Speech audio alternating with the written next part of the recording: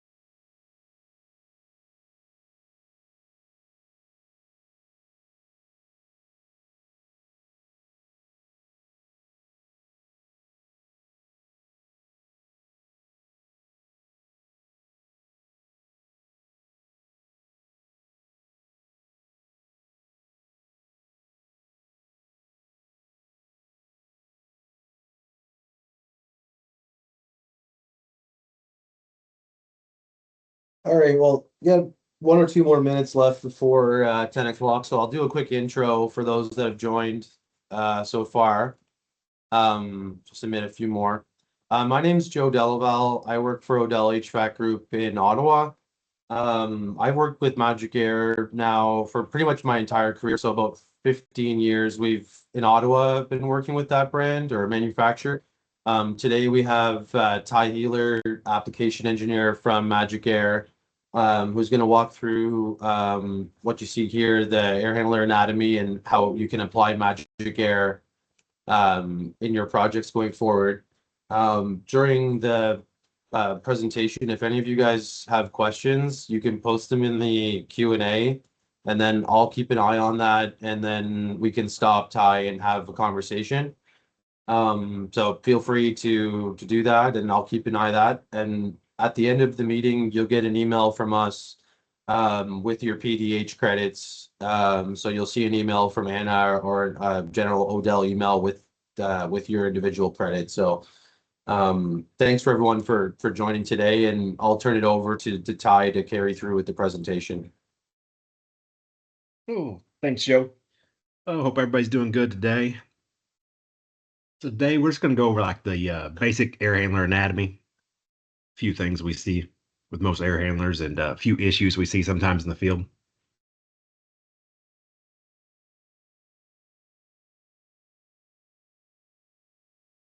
So, most common unit we see, or the one that's been around longest, is the two-pipe system, which just has your filter, a primary coil, and your blower. The coil is used for heating or cooling, or sometimes both, depending on if it's a chilled water unit.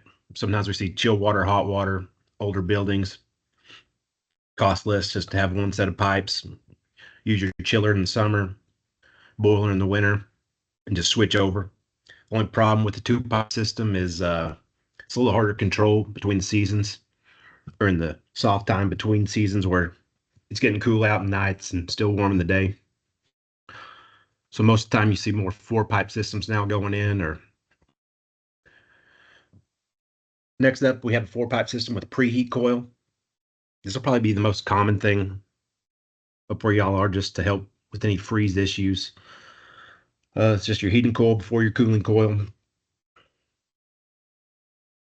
Just more prevention for freeze burst or anything like that. Safer year round up there. You got your filter, hot water coil, your DX or chilled water coil. Uh, Usually you'll have field provided low limits in there just for extra freeze protection or glycol system on your hot water coil. The next in the 4-pipe units, we have the reheat, which would be your DX or chilled water coil first, then your heating coil after that. Usually you see that in more humid, drier, or humid climates that are a little warmer, not too worried about freeze burst. It is against ASHRAE 90.1 to run heating and cooling simultaneously. So this is strictly for humidity control or dedicated outside air, which you need humidity control for. Same concept as the other unit, just your filter, except cooling coil, then your heating coil, your blower. And then some manufacturers offer a phase and bypass for air handlers. Currently, we just offer it on unit ventilators. This is where you can run your coil, have water running through your coil not all the time. You see it more in humid weather. It helps draw moisture out, but you can still bypass the coil so you're not cooling everything. It's nice in the wintertime because you can always have hot water running, just a little more freeze protection. The only downfall if you have a phase and bypass unit, it does usually make it taller because you got to be able to bypass the coil. Extra moving parts in there, just a little more complex.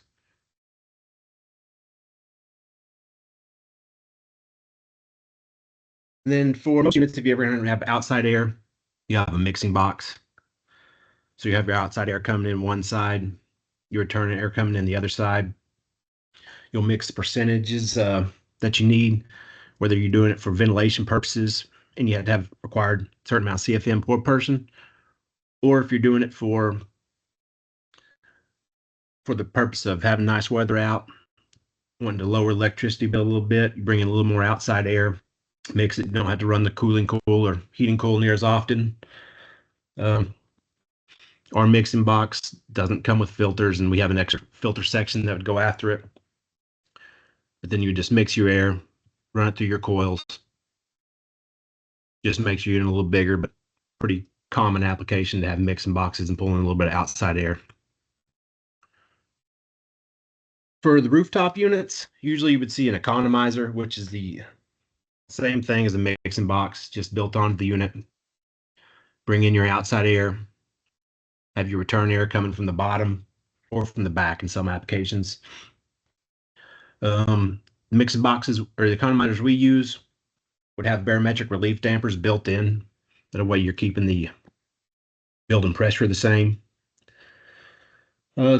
Concepts just bring in outside air to meet your ventilation requirements, or during the nice time of the year, bring in outside air. That way you're lowering electric bill, not having to cool the return air or heat it up. However, it depends on the season, but like I said, economizers real common on the rooftop units for no matter what brand you're using.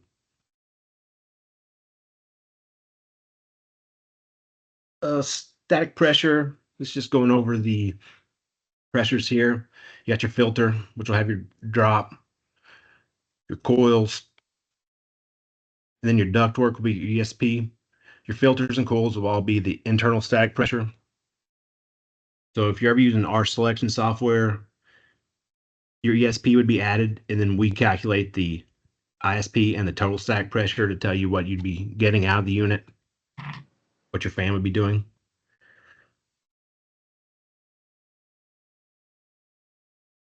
So this is just going over the basis of it. Your P1 would be your return duct, your negative pressure, filter, negative. After your coil, still negative pressure, then you'll have your positive pressure on your supply duct. This slide goes over how you would calculate your ESP for your duct work. You would take your supply duct, minus out your return duct. And then to get the total stack pressure, you would take your supply duct and subtract out everything on the fan side of the coil. This is just real handy if you're doing your tab reports, see what the system's actually doing. Because usually when something's designed, it changes a little bit in the field from engineering specs. See a lot of changes in the belt drive. It becomes a big issue as long as you have the right pulleys and everything like that. Direct drive, not near as big a problem because you can usually turn down the motor with ECM motor options that we have now. This is just a nice little demonstration showing you what the stacks will be there, the negatives and the positive, and how you would actually calculate it, which is important if somebody tells you what stack they have on one side of the coil and then on their supply duct, trying to figure out what their total static is.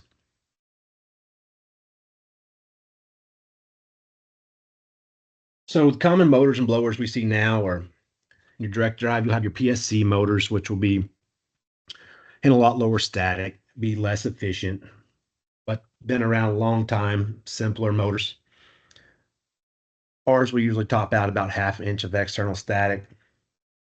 And then the next motor option would be a ECM VE, which is just a value engineered ECM motor. It basically have set speeds like a PSC motor. You would just land it on a certain tap to adjust the speed. It has a little more range than a PSC motor, but not as much range as like the ECM premium motor, which would be the standard ECM option where you'd have 0 to 10 volt control, or in our case, we use a 4-speed board that you can dial in all the speeds and set high, medium, low to whatever you're looking for throughout the full range of the motor. That way you can use a standard thermostat and get more fan control options with different speeds that you can set for what you want for heating speed or cooling speed or ventilation mode. And then the integral ECM fan with backwards curved fan. These are nice. They have the full control like ECM, standard ECM motor, but backward curve gives you a lot more static capability. They can handle 2.5 inches of external. So you're getting closer to handling the pressures of a belt drive motor with the efficiency of ECM options. And then next, we have the belt drive motor, which has been around for forever. You have your shifts that you can adjust manually. Any 3-phase motor over 1 horsepower that's inverter ready. You can field install a VFD. They can handle quite a bit of static. The only downfall is they do have one set speed, and you have to manually adjust the shifts to get the fan speed. Then the blower types, we have the forward curve fan, very efficient, lower static. It is quieter, but doesn't have as much static range as a backward curve fan. But backward curve fans are a little less efficient. They do handle more static, which also makes them a little louder because they're spinning faster. They're more efficient at off design points. They have a broader range than forward curve fans. And unlike the forward curve fans, they won't overload. You keep adding more static, you'll lower your CFM, but they'll keep turning. Where a forward curve, you'll overload motors. Then the plenum style fan is just a cased backward curve fan.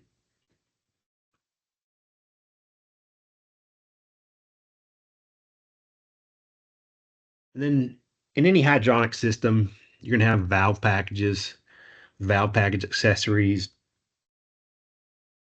Whether if you supply them from us or someone else, they're always going to be the same kind of thing, just different location where you're going to put them.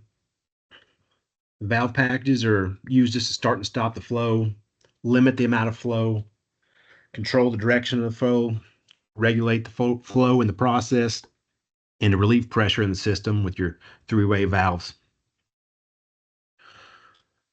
It's just the basic components of a valve package.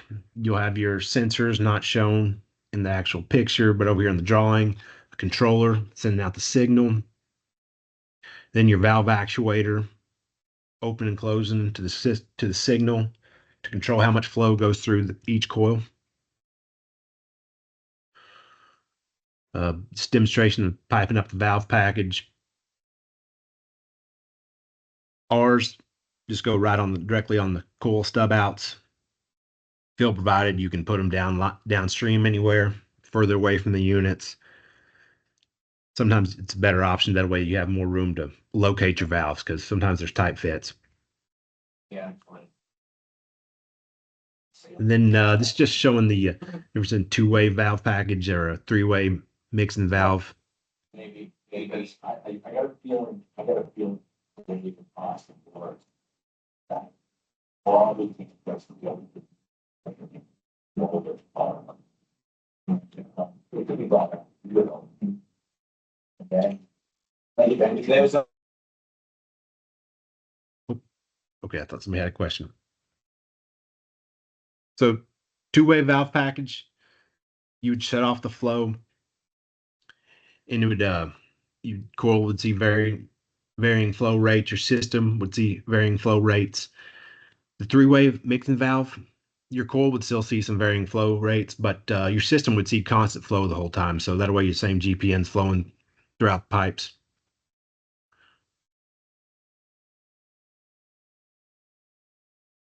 The control valve option types, usually you have an on-off valve, which is be your cheapest control valve. Then you have a floating point, which it's off a time signal, so they're a little tougher to dial in, but they are cheaper than a proportional valve. If you have a 60-second actuator, you would send it signal for 30 seconds to open halfway. It requires a fast responding sensor, but a slow moving actuator because you're sending a 24 volt just to keep opening until you stop sending the signal. They're a little harder to dial in and troubleshoot just because the actuator become lost. You don't really know the precise location. Therefore, controlling the flow gets a little more difficult than with a proportional valve, which the proportional valves usually cost a little bit more, but they're used with the 0 to 10 volt or 4 to 20 milliamp signal. But on those, you would send a 2.5 volt signal to open the valve 25% of the way, or 5 volt signal to open it halfway. So you always know where it's at. It's a little easier to troubleshoot and that expense and or that with that, and you always know what you're getting with those.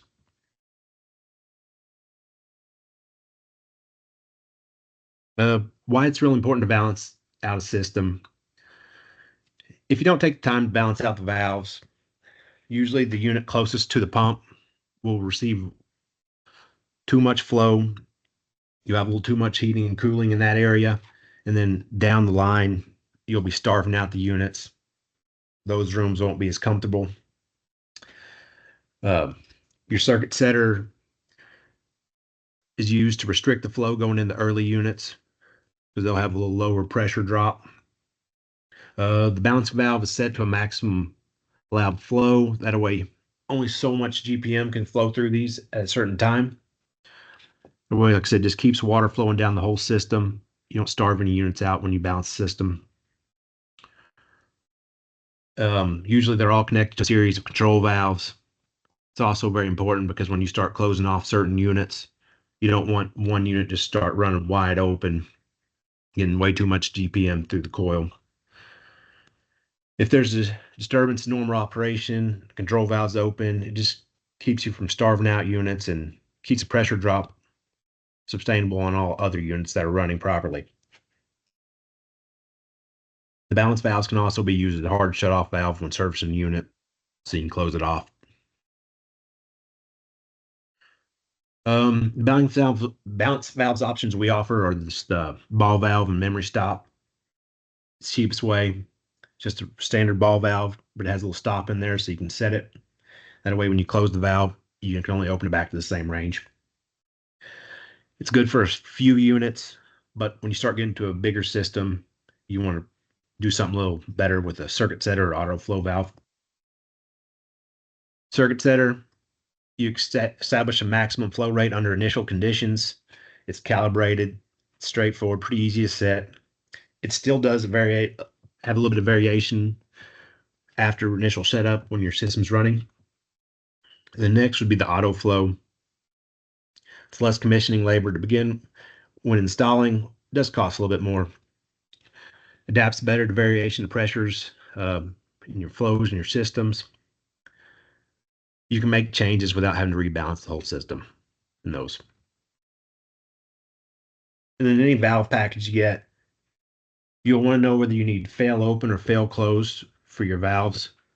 In your hot water coil, you're always going to want to have a fail open valve. That way, if something happens and you lose power going to your actuator, you keep getting flow through the coil and you don't freeze anything out. I mean, everybody knows if you ever freeze burst a coil, then have a leak, it gets really expensive in a hurry. Most of the time, the chill water coil, you would use a fail closed coil. That way, if you lost power to the valve, it would shut the coil off. You wouldn't just be running your pump continuously on your chiller. And then obviously you'd want to have it in your controls where it sends signal out. That way somebody knew to go fix the issue. Next is the little two-way valve dip image here. You got a control valve, your actuator. No matter what the actuator is, same concept. You have your control valve, your balancing valve. Then you'll have a strainer and a shutoff. It's important to have a strainer just to clean out the lines because they do get trash in them throughout the years. We do offer a spring return or non-spring return. Spring return, it fails to the open or closed position depending on how it's ordered. The non-spring return does save a little bit of money, but if you lose power and you're open halfway, the valve just stays there. This is just a little demonstration of a two-position actuator on-off. When your 24-volt signal closes, the valve opens. Then when you break it, the valve goes off. Proportional actuator, 2 to 10 volt or 4 to 20 milliamps. You can just change it with the resistor. You send your signal to open or close the valve, whichever way you have it set up. And you get the full range of the valve and you dial in what you need. Your floating point, you send 24 volts. The valve will start opening until you stop sending the voltage and it'll stay there.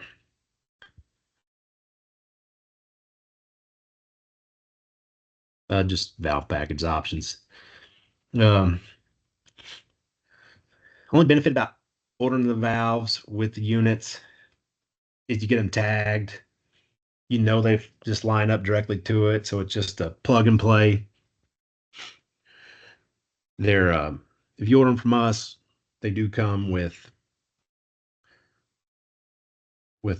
come threaded with your unions. So you just thread them on right there at the coil. You can select anything you want. You know they're going to be sized properly if you select them with the units as far as fitting up to the pipes and selected for the GPM you're looking for if you get auto flow valves or anything like that. Valve packages from us, we do test, pressure tests, make sure nothing has a leak or anything like that. We ship them loose, but like I said, they're with unions. You just thread them onto the coil. 24 volt fan controls options are available for most air handlers. If you get RMSS box or controls, we'll have enough. The transformer is big enough to run the valves off that as well.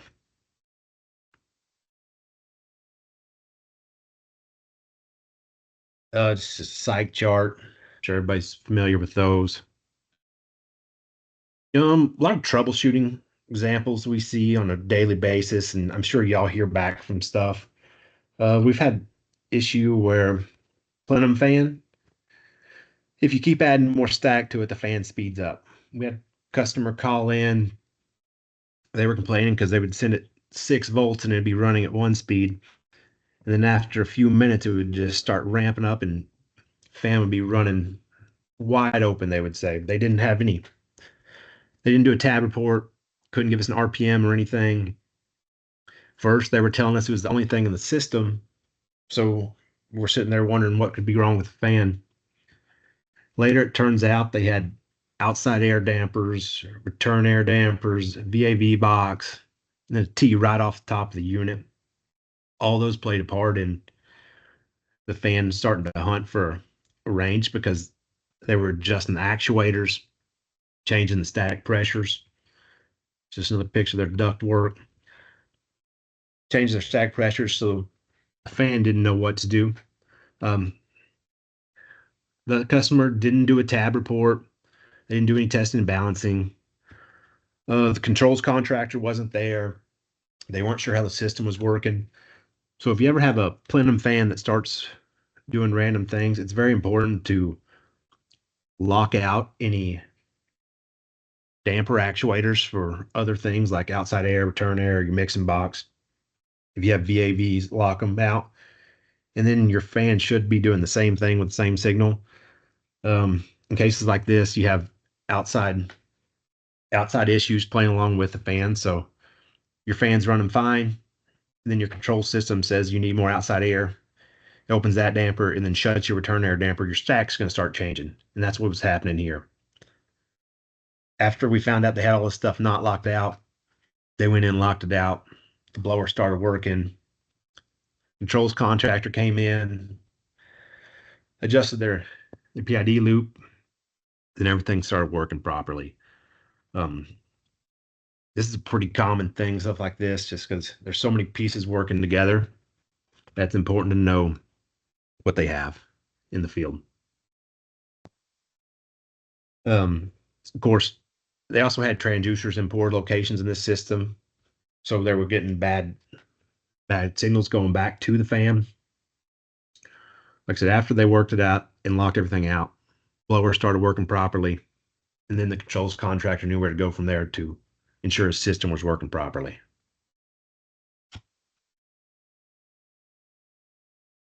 With any belt drive issue system, fan laws come into effect because, I mean, when engineers make a bunch of schedules, they'll pick a ESP that may be close. Sometimes they're picking it, adding extra static so they can do stuff in the future. When they start selecting units with 2 inches of static and then you only get half an inch of static, it can start doing a lot of problems with belt drive units in particular, since they are single speed motors. We a lot of times have to use fan laws to recalculate what pulleys they would need, what their horsepower is really going to be. When we do speed checks, usually we see if the fan can actually perform it. If they're having issues like this where they're getting way too much CFM, it's really important to have a good tab report. That way you know where you're actually starting from. Because if you don't know the CFM, ESP, your static, your RPM, or the fan, it gets really hard to start guessing what they actually need. So if they can get information provided like CFM and static, we can usually calculate everything else, or if they can get us, as long as we have 2 of either the CFM, ESP, total static, brake horsepower, RPM, we can usually calculate what they need to fix their issue. If they select units for very little static, and then a half inch of static, and then turns out their ductwork has 2 inches of static, they can come into more problems than having bad motors or wrong size motors. So it gets a little more expensive that way. So it is always better to estimate high on the static. We can calculate the fan RPM with the 1725 motor RPM, and then we can take the motor pulley divided by the blower pulley diameter. Motor sheave is always adjustable, so you'll have a minimum and maximum diameter on those to get the minimum maximum RPM. If y'all ever have any issues like this, y'all can always send us tech support at magicaire.com. If it's on one of our units, we run into it pretty regular. So we have some cheat sheets to run and do all the stuff for us, and makes it really easy to calculate. On the fan curves, this is where when somebody calculates a unit with 1 inch or 2 inches of static, and all of a sudden their RPM range is set up for that, for their fan. Well, when you have 1 inch of static, you're a good spot on your fan curve. for your RPM range and your horsepower range. But then when you lower the static and go from an inch or 2 inches down to half inch of static, you start pulling in a lot higher, or your RPMs are the same, but you're getting a lot more airflow. So you go out of range of the motor in a hurry. Uh, this is an example here. You have 3,000 CFM unit at 1 inch. If you don't have any external static, you'd be moving like 3,700 RPM or 3,700 CFM with half-inch external static. So you're going to overload your motor as well. A lot of times we'll have people call in, tell them, hey, my belt drive motor's tripping. We don't know what's going on. If they ever have that issue, the first thing to check is the pulleys. Tell them to loosen off the motor shift as much as possible and check and make sure their overload matches the motor. But usually people do check all that. It's just because they're moving way too much air. And so it's a lot higher or a lot higher horsepower than what the system was designed for. This was a little example I had last week. Customer called in. They designed the system for 6,000 CFM at 2 inches of static. They haven't run a tab report yet, but they called in and said they didn't have near the ductwork that was designed for. So they were guessing they were going to be closer to half inch of static. Since they didn't have exact numbers, I had kind of had to guess and assume what they were at. But then we can take their RPM range for what unit they had, and they realized they need about 850 RPM to run back to a half inch of static. So in this case, it was a lot cheaper because they oversized it. All they had to do was change out one pulley, and the motor was going to work fine. They actually called in to get a smaller motor, but I tried to explain to them that the smaller motor wouldn't make a difference because they all spin at the exact same RPM. So on these, it's real important if they do that to know that they don't actually need a smaller motor. Will lower their amps, but their full load amps, but it doesn't actually change the fan speed or the CFM of the unit. Now everybody's switching to RDS with A2L. You got RDS systems. Every factory is going to be installing an RDS system, all with the same concept. Turn the compressor off, turn the fan on, clear out the gas, because it is slightly flammable and can cause some issues if too much flammable refrigerant was in one area. So going forward, everybody's going to be installing units with refrigerant detection systems. If you go from Magic Air, I know if it's an A2L coil, we require the motor start stop station to be from us on a belt drive unit. Our direct drives always have controls, so that won't change. But you will see RDS systems with your leak sensors and a lot more wiring on all the units now, just because they have to have all these safeties. This is going to be the sequence operations. Like I said, it's always going to require the field to install the contacts on the correct spot on the RDS, on the mitigation board. Ours will be the no and calm terminals. They'll have their compressor start signal there, along also with their thermostat. So if there's ever any refrigerant leak, it'll kill the thermostat, kill the compressor, and turn the fan on. This is just our sequence operation. Gas concentration exceeds the level allowed. The board disables thermostat, and the fan automatically overrides. On our 4-speed units, we'll have a set tab that'll already be programmed from the factory to ensure the motor turns on. It'll lock the compressor out. If you have electric heat, it's recommended that you also wire it in to lock out your electric heat operation, along with the thermostat. It will allow, the boards do allow everything to go back to normal after 5 minutes. Obviously, if you have a leak, it's going to happen again. So you need somebody out there to check for the leak, fix that. Our mitigation boards, they'll have the faults below. If you have anything from Magic Air, and you don't see a light on the signal on the sensors, that's a good thing. They start lighting up or flashing, there's issues with the mitigation system. So that's going to be important going forward, just because I guess Canada went to A2L this year. US switched last year, so it's going to be changing a lot in the field for a lot of technicians on seeing all these extra boards and sensors.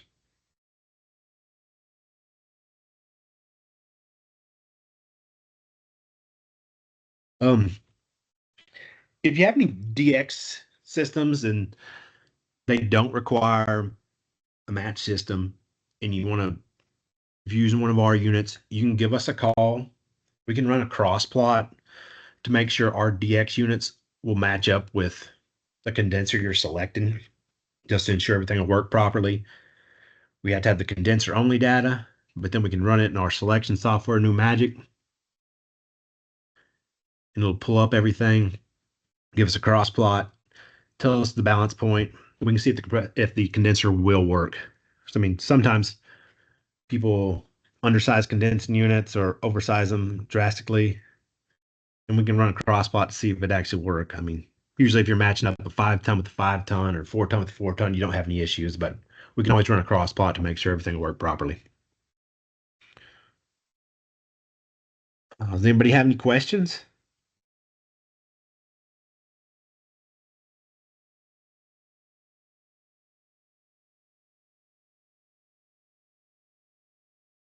I don't see any in the chat either, Ty. So I think unless there's any that pop up there or anyone has any online, maybe quickly we could go through your webpage and just show some of the quick product like the HCAB and the NDB. And then I think most of the group online could be mix of contractors and engineers. So for some of the group, actually first start with that little quick spot where you guys show your lead times, because that's available for anyone and it's always accurate. Yes. You have any How do you check the inputs? Like when, you're drawing up these curves and you're getting the input from, I guess, the engineer. How do you know that they're looking at the right thing or that they're giving you good information? So on like the fan curves? Yeah. Okay, so we have a selection software.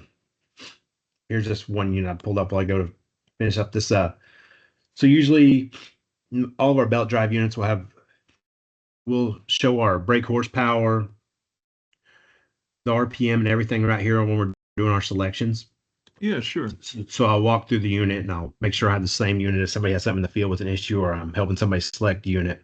I'll walk through it here. I'll select everything. And then I'll come here and I'll select whatever CFM somebody's looking for. You're looking for a 3000 CFM unit and you can have 1 inch of static. It'll automatically calculate my brake horsepower. All my performance will automatically calculate as well, like to get the cooling and heating, pull all that off directly off here. But so if they're having issues with something, I'll take the unit they have and I'll run the RPM range of their pulleys and stuff and see. Because sometimes I do get a lot of information. Like somebody will send us a tab report and it will be just all over the wall and nothing will actually line up. And it's really hard to explain that somebody took No, bad you feel data. that it's a problem.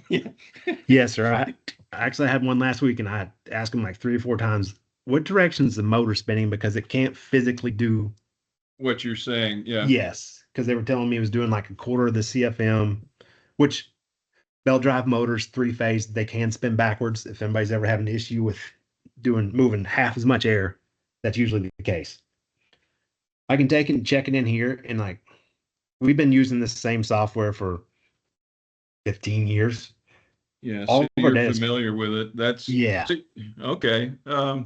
I'm a consulting engineer. I'm also, with the college a fellow at Aire, so I'm always looking at these things, and yeah, it's kind of interesting. Have you guys tried a runaround loop where you use a really efficient direct counterflow heat exchanger to pre-cool air to dehumidify it? No, we have not. We don't design a whole lot of the dehumidification stuff right now. Well, would you be interested in looking at that? You got a contact number? I can give you a call after this because looking at this, couple things. I mean, I see a lot of things. At ASHRAE, I get asked to review the manuscripts of what's going to get published in, 2 or 3 years. But I see something that would work well with what you're doing, and it would allow you to basically do dehumidification with a half degree approach from where you started without electric resistive reheat or hot water coil. And Class from the Odell side, like maybe we could add some value with like, are you mentioning like a runaround loop you wanted to tie in between like on the intake of this unit and the exhaust from somewhere else, or what were you looking? no, it would just be pulling from the space. It would be a runaround loop, Okay, and because then that's you something would that I've done return a to the few of those space. with like it's kind of a separate product, but we could use like an Aerofin coil that their logic software could do. Like I build a magic air unit for you, and then Yeah, on the back end, I could definitely help you with that. So that's what we're running into a lot in Ottawa right now is on passive house I projects. know. I'm getting asked to do it because of the infiltration is very low. It's very tight, and you have Exactly. a So yeah. buildup of humidity. And yeah, and we've done it for schools here in the Mid-Atlantic. You're right on the ocean. I Okay. did the Ritz in Atlantic City, and got a lifetime membership there to their gym and workout facility. So they take pretty good care of me. They like what I did. But Yeah. I could. So before we what's your name again from Odell? My name is Joe Delaval. Okay, Joe. Yeah. Um, can you email me afterwards and we talk because there is a fit. And this selection software, it wouldn't take a lot to do it with this. So this Yeah. just got me going. Awesome. So Yeah, just so for you and for all online, like all the Odell staff have that sales tool that Ty showed you. So if you work with me or me and Ty on some stuff, and if you're in the GTA area, I'll get you connected with one of the engineering sales guys there. But anyone who's outside of Ontario in the meeting, if you joined, I'd be happy to help you out with your stuff. Um, and we'll go from there. So when we send out the email at the end, I'll make sure Anna includes my contacts, and then you can message me about it and I'll get you set up. yeah, that's cool. Good presentation. I like the graphics. It's cool. All Yeah, right, and now shut up. that one mixing box, like when he showed you guys that detail of the mixing box, that's one of the major advantages for Magic Air is that they'll generally include the mixing as an accessory, both the mechanical components and an economizer controller. So it's a bit of an expense for the engineer to include as part of the mechanical scope. But on the control scope, we're eliminating that someone else has to do that logic that was mentioned. And then the other is like for Magic Air, like a really nice fit for them is that if you're doing a unit that's like 50% outside air, you might just choose the standard insulation. But if you're doing a unit that is like more like 100% outside air, Magic Air can easily switch to double wall construction. And it's not like it's an adder obviously to the cost, but it doesn't throw the lead time out very far. So it's a really nice semi-custom product to use. And then on the coil side, they're very flexible to obviously hot water, chilled water, different rows, different fins per inch. And if you guys are into decarbonization, we're working on a lot of projects now using like a heat pump coil in it.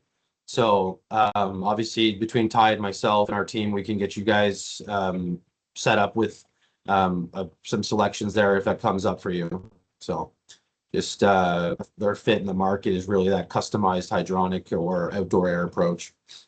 Yeah, and if you ever have a DX and you want a hot gas reheat or anything cool on that, so we can also make those. It does that 4 weeks of lead time, but our lead times we usually keep fairly short. Our A2L is added a little bit right now just because we're still trying to finish all the wiring diagrams, but our standard lead times are 6 to 7 weeks on most products. If you ever, and we can do a 10-day quick ship if you ever need anything in a hurry and something got forgotten off a schedule or something's down.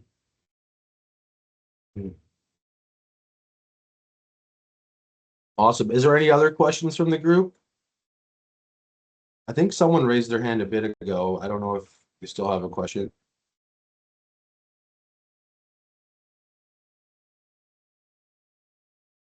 Abraham?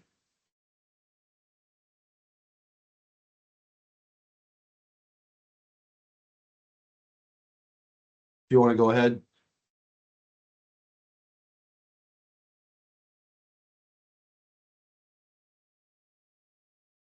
All right. I think maybe you're on mute, Abraham.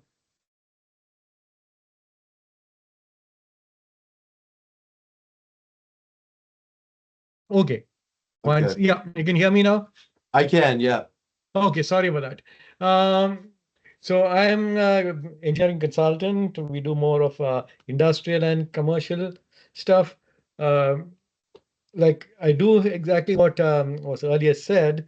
We do have a lot more dehumidification requirements which is coming in, which ideally um, your air handling unit size is pretty much okay, like more of these clean rooms and stuff and lab stuff, because the recent higher level of humidity, what you saw in few days in this year, has now triggered a lot more clients, which has started affecting the production.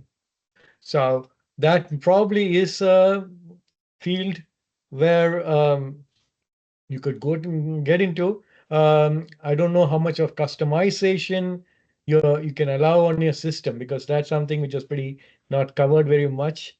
So like end of the day is we have to design to fit a requirement, and that's where customization comes in. So how many sections, what you can do within your unit, stuff like that would be great if we can have more info. So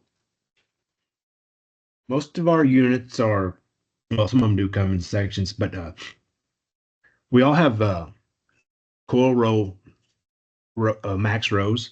We can have 10 rows in most of our horizontal units.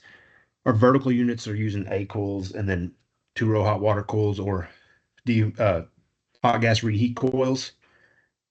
But if you ever go to our website and you go to our products page, each one should call out how many rows of coil they can have. We can only customize within that. Like the horizontal units, we can have 10 rows. We can do usually larger DX or larger chill water, hot water coils. Sometimes people ask for 3 coils, a preheat coil and a reheat coil. That way, for dehumidification reasons, as long as we stay within the total amount of rows and capacity, we can usually do customs within that. Some things we can offer, but we basically customize how many rows of coils are and larger coils and some of them more fins per inch, stuff like that. We can usually do. I mean, we have limits, but we usually listen to everything and see what customer wants and see if we can. We have to check sometimes, see if we can or can't do it. Okay. Like it pretty much is because when you're looking at a small space like a lab space, which end of the day is we like there's no like unit on the roof to puncture stuff. I could do is I can take a side stream and dehumidify, reheat it back, and push it back into the space, becoming in kind of stuff like that. So those are kind of customization which I could like. We will probably look into stuff like that. So if the equipment can kind of handle those kind of scenarios, yeah, great. And even empty, like open like spare sections or such where we can add in a humidification grid or something like that. The humidifier can be outside, no issue on that, but like like or like an empty section as such, which you could get stuff like that in. So these are things which I was just kind of looking at.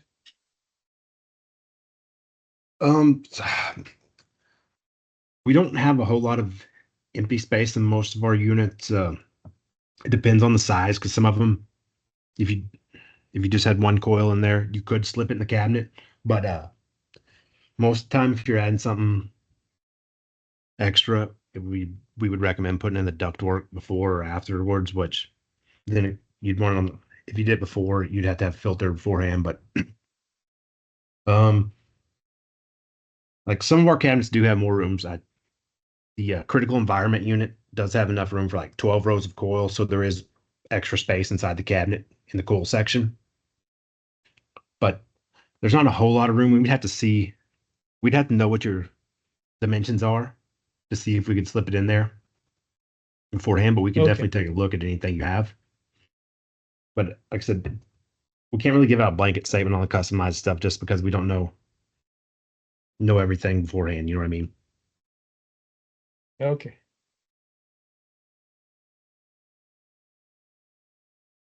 And that was pretty much my question was how much level you can customize to get a specific requirement. Yeah, we try not to change the cabinet dimensions and the customizations because then the engineering time just gets too big of an ad and it's not really economical to do some of those customizations. Yeah, like a simple thing, like a picture what you're showing there is one fixed unit. Like if you still have the same cabinet size but different sections in it, which you can pick and choose, then that's kind of what I'm looking at customization. Okay, yeah, something like this. There can be these cabinets. It's all made in one piece on this cabinet, but it is big enough to do extra stuff. Like I said, larger coil section. We have the B&Bs are only modular. We're going to show a picture right there. Only modular unit. It does come in sections. We could always add an extra section to it.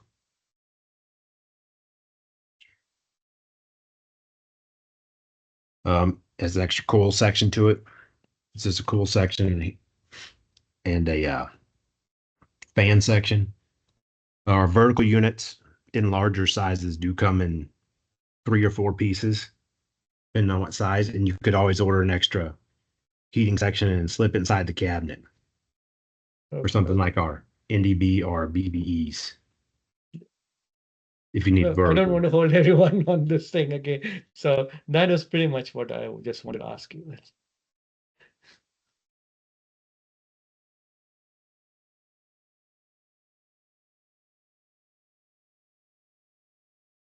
Anybody else have anything?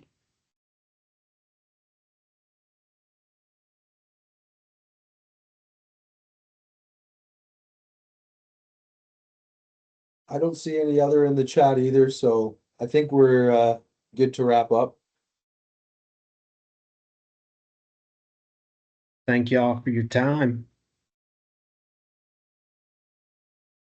Awesome. Thank you very much, everyone. And like I mentioned, we'll send out the PDH credits by email, and I'll make sure we include my contacts and ties in that email. Awesome. Well, thanks again, everyone. Have a great week and talk soon.